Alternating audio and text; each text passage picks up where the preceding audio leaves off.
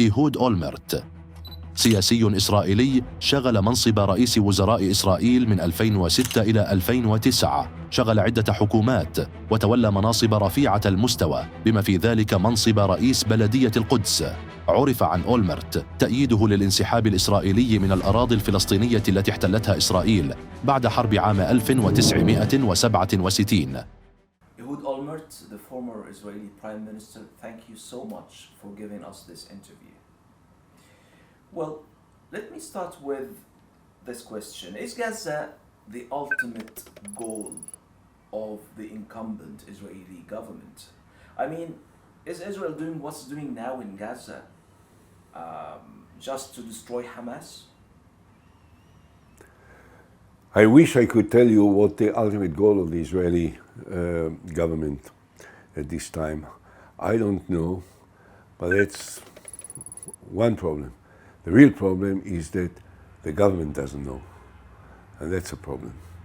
The war has started as a natural, spontaneous, inevitable reaction to the terrible massacre which took place on the 7th of October against Israeli civilians.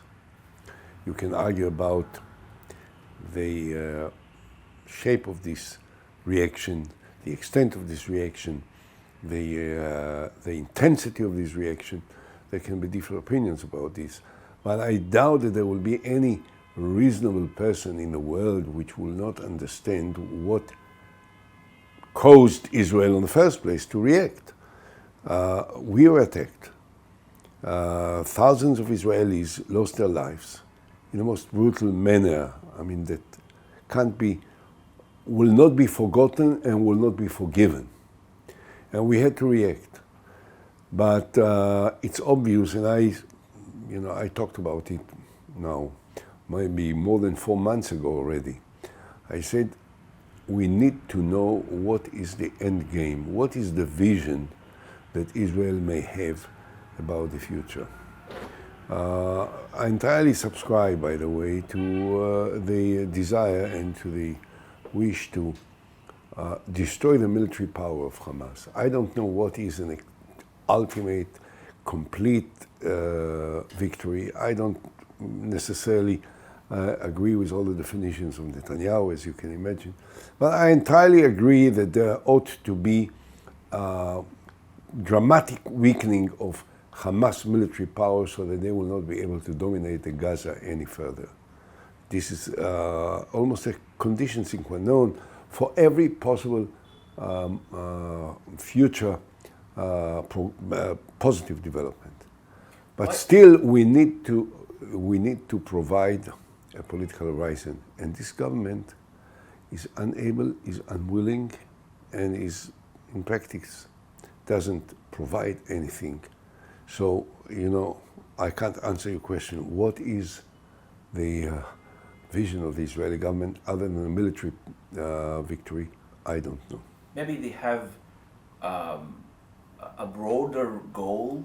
I mean, why are they so determined to continue this war if the main goal is unrealistic? Because it's a cliche now. Hamas is an ideology. It's not just, okay, I mean, they might be able to destroy Hamas militarily, but they will not destroy Hamas as an ideology. There are two different ways to interpret it. One is to say, and those that support the Prime Minister of Israel and the government of Israel perhaps will subscribe to it. They will say, look, we need to destroy the Hamas, and as long as we haven't destroyed them, and we haven't destroyed them completely yet, we have to continue, and as long as it takes, well, that's what we need to do, because we can't acquiesce with the existence of a radical, brutal, atrocious military power such as Hamas and the jihad any longer, because it will cause a repetition of what we have experienced, and this is not something we can afford. This is a reasonable explanation. The other is the need to answer the question, okay, but for how long? how much longer do you need in order to eradicate the military power of Hamas and then to do something that will recreate a different process? The Israeli government doesn't seem to have an answer to this other question because there can be no answer, because there is not going to be any complete, total destruction of Hamas. As you correctly said, Hamas is an idea, is an ideology, and there will always be younger Palestinians that will take the guns and shoot and terrorize, unless, hopefully, there will be a political direction, there will be a political horizon, there will be a certain strategy that will say, okay, we have to destroy the military power of Hamas, but at the same time we have to offer the 6-7 million Palestinians a political horizon of some sort that will help create a new momentum. And this is what the Israeli government is not prepared to do.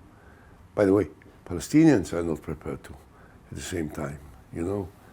Let's face it, you know, they all can complain, as they are, and they may have some good reasons, of the terrible humanitarian disaster that they suffer now as a result of the Israeli counteroffensive. But they can't ignore and deny the fact that at the 7th of October in the morning, what they did started it. And those who started it knew that there will be an Israeli reaction of this sort and that Palestinians will suffer from it, and there will be many victims that will be killed as a result of the inevitable reaction of the State of Israel. And so, you know, it's more complex than just to look for excuses to attack the Israeli counteroffensive without assuming any kind of responsibility for what started this process. And at the same time, I say, while we had to retaliate, we had to respond, we had to take counteroffensive measures, at the same time we have to provide a political horizon that will offer something that can be the basis of a positive development. And we don't do it. We don't do it because the Prime Minister of Israel doesn't want to find a political solution. I don't deny it, I don't ignore it. I have this political war with him because of this. Is it because he said, and I quote, "I am the only one who can prevent a Palestinian state"? So it means that an occupation forever. Unfortunately, this is the almost inevitable interpretation of what he said. And this is precisely why I think, amongst other reasons, that he needs to be fired as soon as possible. I am against the Israeli government because I don't think that the government wants to find a solution. I'll tell you something, I would have not supported them, but I would have listened to them more had they come with a political solution which does not imply almost automatically endless occupation of the territories. If there would have been a solution, a political solution of some sort, let's say that the West Bank will become part of Jordan, I am against it. That the West Bank will become governed by an Arab consortium of Egypt, Jordan, Saudis, Emirates, Bahrain, whatever, you know. I would have, but that Israel will not be the occupier. I may have disagreed with this, but at least I would have listened to it because this is a change of what we have practiced now in the last 55 years. But what Bibi says means only one thing: occupation forever. Denial of the rights of the Palestinians for self-determination. Limitation on the freedom of movement. Limitation on the freedom of speech. Total denial of their right to participate in political elections and to exercise political rights. I don't agree with it. I'm against it. I'll fight against it with all my power, with all the people that I can assemble together in order to oppose it, because we don't want to occupy the Palestinians. We want to have security for ourselves. We want to have the measures in order to defend ourselves, and we'll defend ourselves indefinitely. But we don't want to occupy them, and we want them to entertain their rights as we do, so that perhaps maybe in a long process eventually we will learn to live alongside each other with peace and respect. So a Palestinian state alongside Israel, yes, is the only solution? In my mind. Right. In my mind. And that's what I say. In my mind, this is the only solution that we can think about.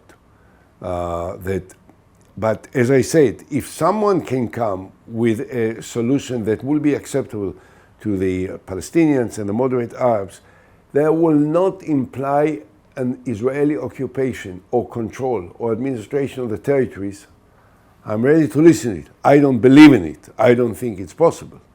But there would be something that is worth listening to. But in my mind, there can be only one solution: the Palestinian state alongside the state of Israel, and the complete control of Israel of our security, and understanding about measures that ought to be taken jointly and in cooperation and with understanding and trust between us and the Palestinians, but no occupation.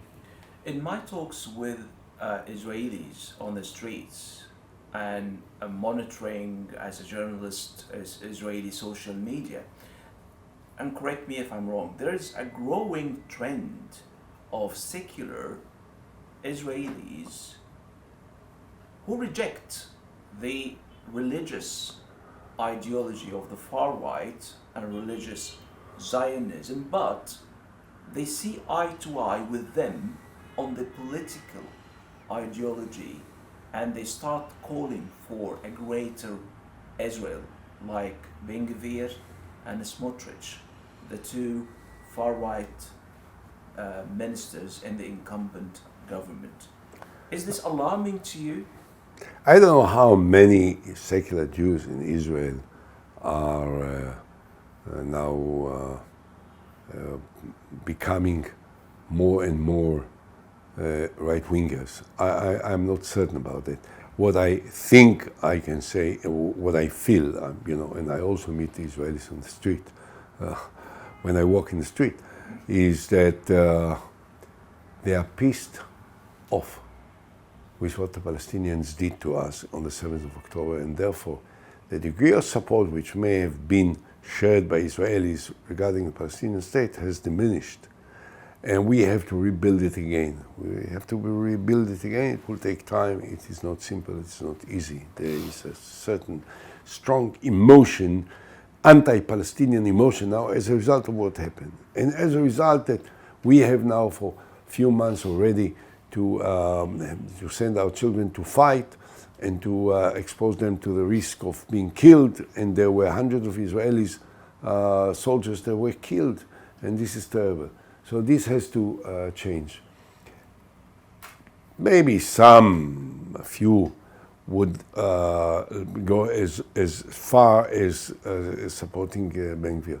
But there is a growing opposition, a stronger and intense opposition amongst the majority of Israelis, I think, against what Ben-Gvir represents, what Smotrich represents.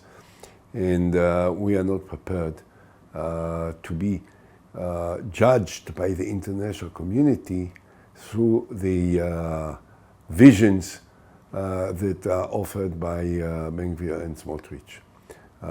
They do not represent Israel, they do not represent the values of Israel, they do not represent the basic moral principles that characterize the state of Israel and the majority of the Israeli people. And we will do everything in our power to fight them, to defeat them, to throw them out of any important position in the government, and to bring back the more moderate Israelis that have characterized the Israeli government, even when we disagreed with parts of the international community, but that they are reasonable, moral, decent, restrained people that can be partners for a dialogue. I interviewed former Israeli Prime Minister Yair Lapid in December, and he said that he believes that a Palestinian state, the idea is not dead, but it will be delayed significantly. Do you agree to this? I'd say two things. Number one, had Lapid had the guts to say that he is in complete support of a Palestinian state, at any time, okay, later, but that he would have said it explicitly, publicly, openly, that could have shortened the time.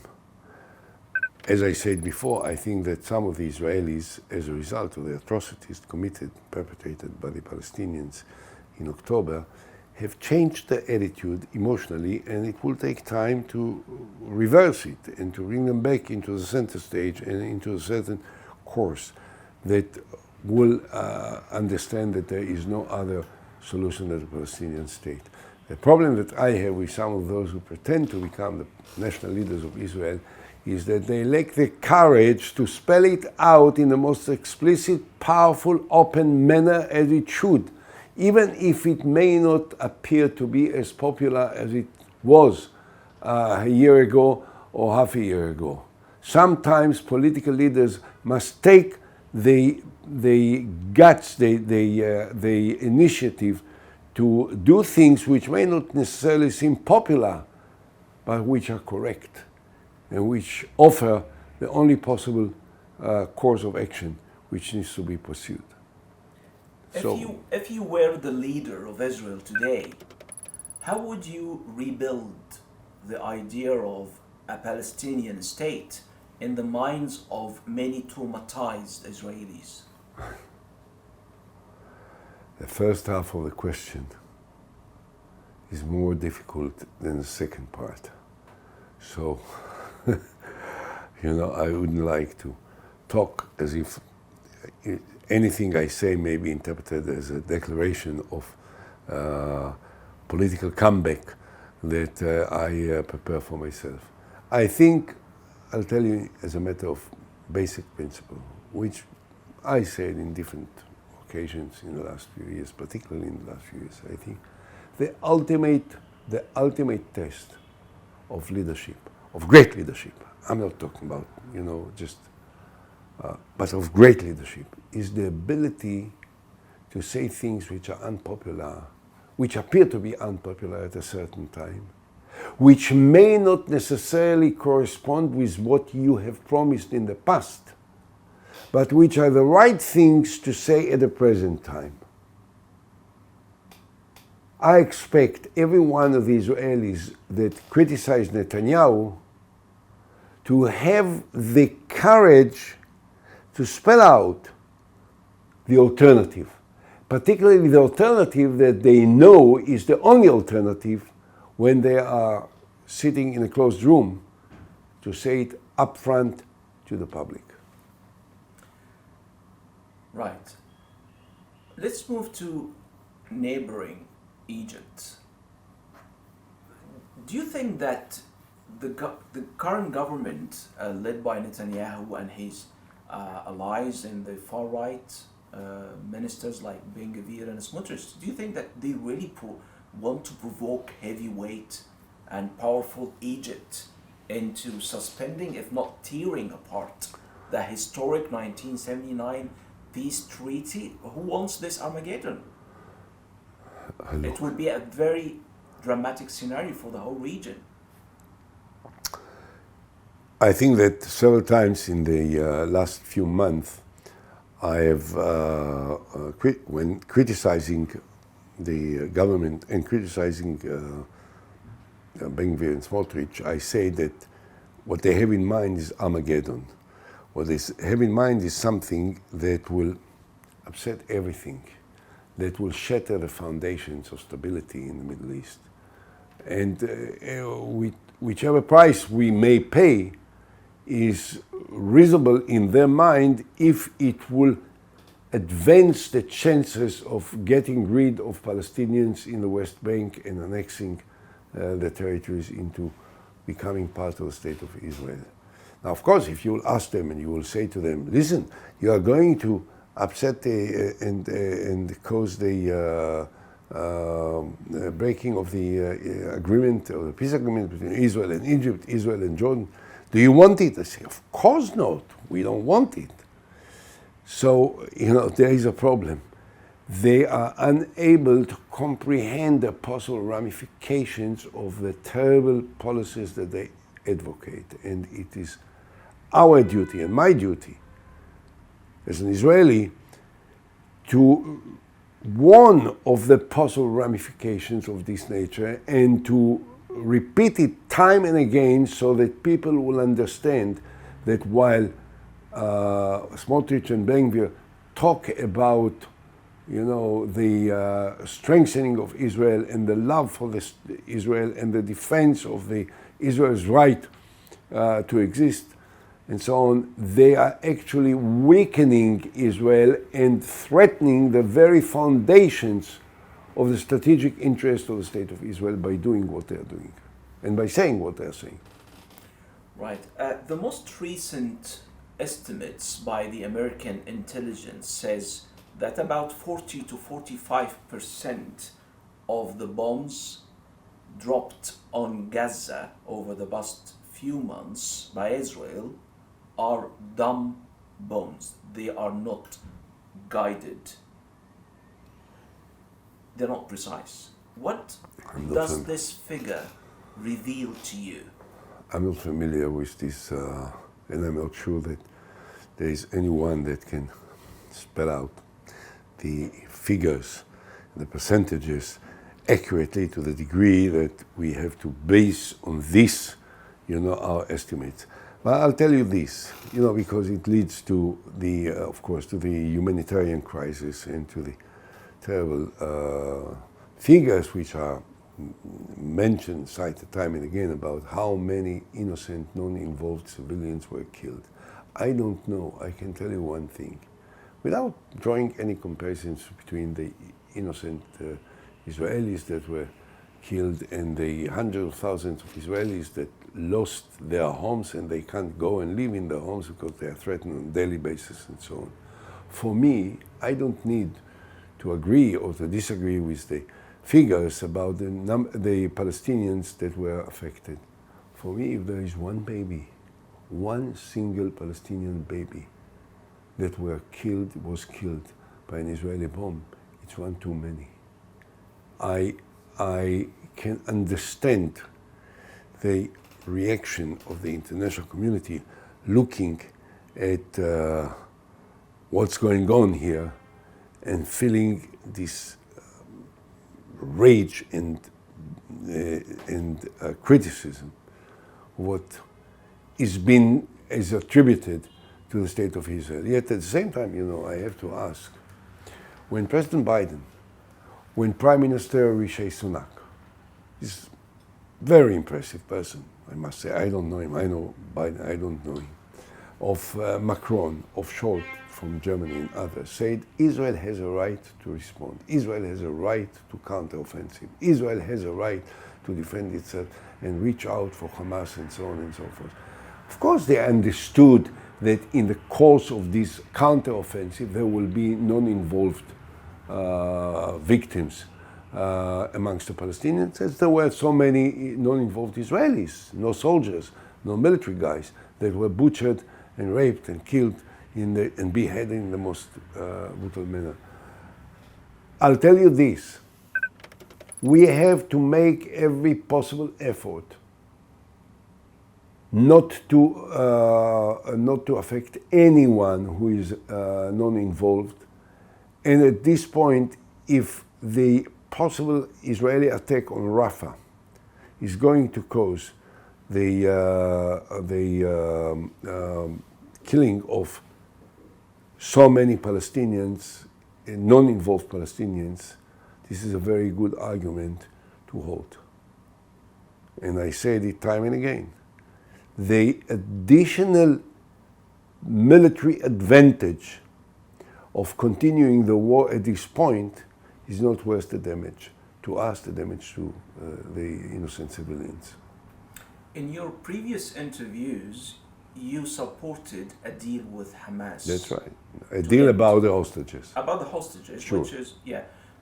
Why do you support a deal with Hamas if this deal entails the release of prisoners who are considered by Israel as high security risk?